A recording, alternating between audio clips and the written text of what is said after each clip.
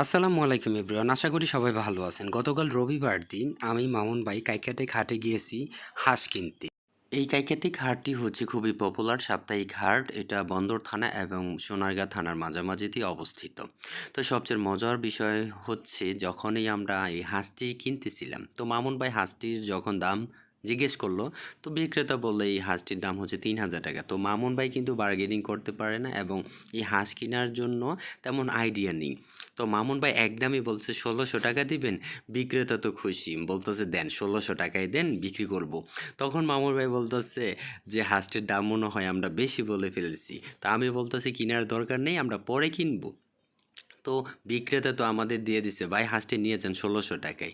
তখন আমরা কিনি নাই, চলে আসছি। সবচেয়ে মজার বিষয় হচ্ছে এই হাঁসটি যখন আমরা অন্য আরেকজন দিয়ে এই সেম হাঁসটি যখন দাম দর দিয়ে আমরা কিনাই, এই হাঁসটি হচ্ছে ১১০০ টাকা দেয়া কিনেছে। তো বুঝেন এখন ওই সময় ১৬০০ টাকা মামুন ভাই বলছে আর এই জায়গায় ১১০০ টাকা দিয়ে দিছে।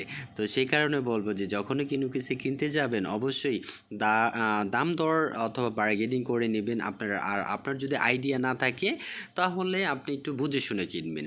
তাহলে তো ৫০০ টাকা মামুন ভাই বেশি দিয়ে কিনতেছিল। তো এটাই হচ্ছে আইডিয়া জেনারেশন, তার আইডিয়া ছিল না বলে এই অবস্থা ছিল।